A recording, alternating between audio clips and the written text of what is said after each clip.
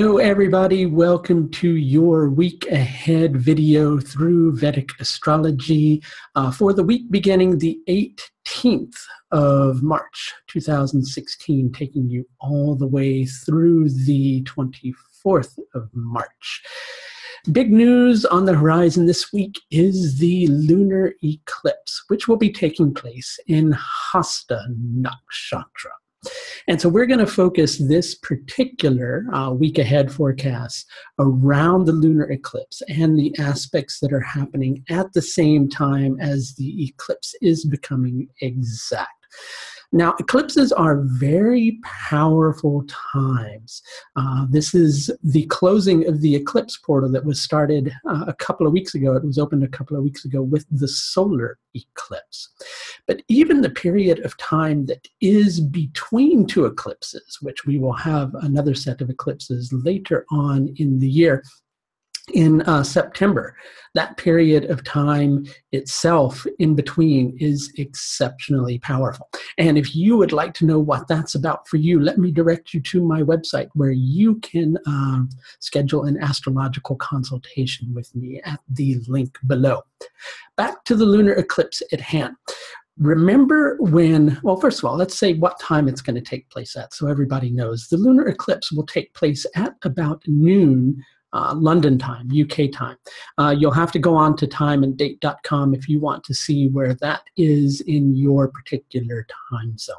But let's touch on the energies of this eclipse. Remember when you were a kid and you got sick, right? And then out came that medicine.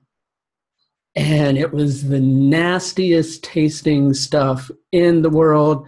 And you kind of stood there on the brink of, taking that medicine and going, well, what's worse, being sick or getting sick after I take this medicine, right? So I'm not saying you're going to get sick, but I'm just trying to make a point, which is, sometimes medicine isn't quite so delectable in going down. But sometimes it's very necessary, right? And there is a certain tone to this eclipse of, kind of being in a position where you recognize that there's something that you've got to do and you don't feel so happy about doing it. It's making you feel like it's too much effort and it takes a lot, and just rising to the occasion is bringing a lot of frustration. But inside of yourself, you know that it's really the best thing that you've got going, right? And as this lunar eclipse is in Hasta, let's talk about Hasta Nakshatra. It's symbolized by a hand, right? And it gives the power of manifestation. But equally, as that manifestation is happening, because of the energies connected with this nakshatra, there's a certain amount of endurance. Having to face resistance, right? Hasta is a moksha-driven nakshatra. So that means that it's wanting to bring a change. It's wanting to bring a shift in a particular direction. So the impulse behind all of this is you're looking to make a change. And the moon is going to be in the second pada of Hasta Nakshatra, which is an artha-oriented pada. So you're recognizing the steps that you need to take to bring this into being. But because the moon's not in the best of dignity, he's productive, but he's not in the best of dignity, inside of yourself, you're not feeling quite so happy about it, right? Directly opposite that, you've got a very powerful, very strong sun. Which can help with the situation. And that sun is in Uttara Bhadrapada Nakshatra. Uttara Bhadrapada Nakshatra, it tends to be associated with a realization or a revelation, a piece of information that comes your way and feeds impulse, something that you need to do, something that needs to happen. And you're not perhaps quite so happy, as we were saying, about having to resign yourself to this task, but equally, it's something that you have to devote your full attention to, your full strength to, your full zeal and zest inside of yourself towards making this particular thing happen. And it is going to head you in the right direction, but it is also equally going to take a lot of effort in order to really just kind of make that happen, which is why it's feeling particularly challenging to you as an individual as this is going on. Equally, at the same time, we've got an intensifying connection going on between Mars and Saturn. That in itself is difficult. Mars is impulsive. Mars is the driving force that's, kind of pushing this. It's behind all of this. It's behind what needs to be done. Because Mars is in Anuradha Nakshatra, it's helping you as an individual have the right relationship to what needs to be done. And recognizing that you really just need to be devoted to whatever it takes to bring this into being and really bring all of your energy and attention towards that. But again, it's because of the position of Mars and the Sun and Mercury from the natal moon, something called Nakshatra Tara. And, they're both in a type of Tara that's going to bring a level of not finding the happiness that you're looking for. So you amp things up a little bit more to try to find a greater level of happiness, right?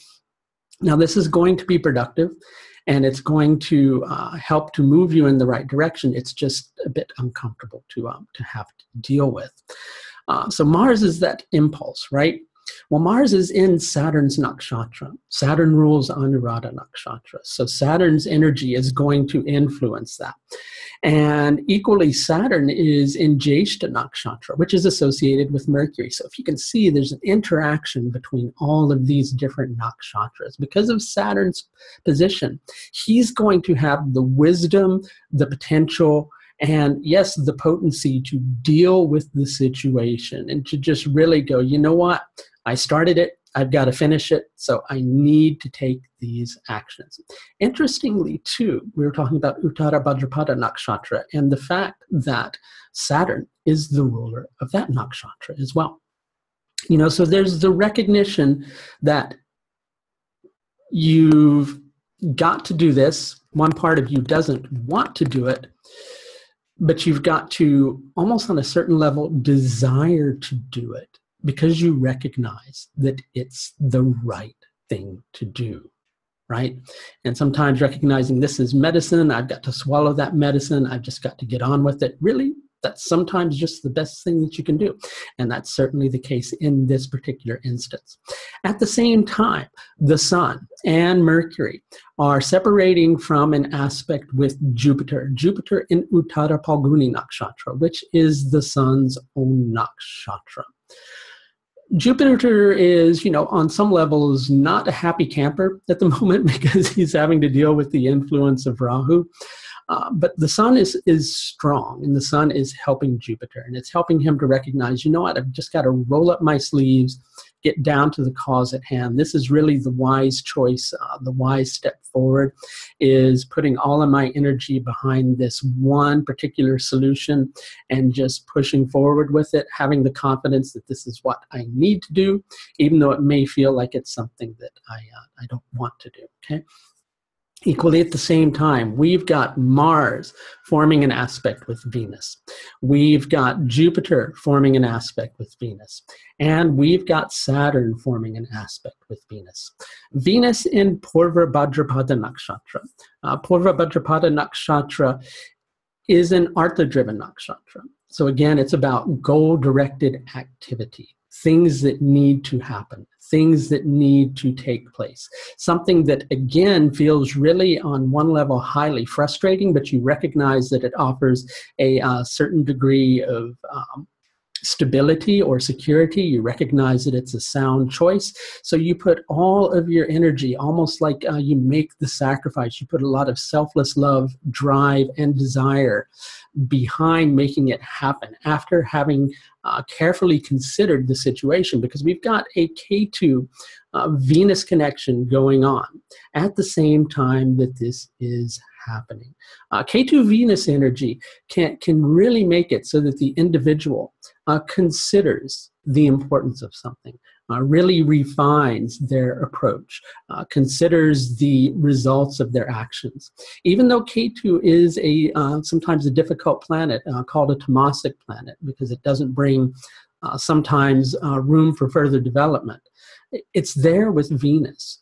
And that Venus is trying to help it and trying to guide it. Even though it's frustrating for Venus to do this, I do need to say that. It's trying to guide it towards taking a refined approach, considering the outcome of one's actions. And after considering the outcome of your actions this week, even though you're dealing with this situation, and you have this recognition, because remember, we're having a Sun-Mercury conjunction. That's going to bring some very deep, penetrating insight. And at the time that this is happening, both of those planets are within 1 degree of each other. So it's a very powerful aspect. When Mercury is conjuncting the Sun, not only does Mercury get frustrated, it creates a condition called Kshobita Avasta, which basically makes Mercury realize that he's going to get sacrificed for whatever it is that the Sun has to do, right? So even though one part of you might go, well, I want to figure out an idea so I don't have to do this, really inside of yourself, you're going to go, you know what? This is the right thing to do. If I want to make this happen, this is what I've got to do. Sure, I can feel frustrated about it, but really the best thing to do is to just roll up my sleeves, get down to work, take the plunge, whatever metaphor, analogy you want to use, it's what you got to do this week. Okay?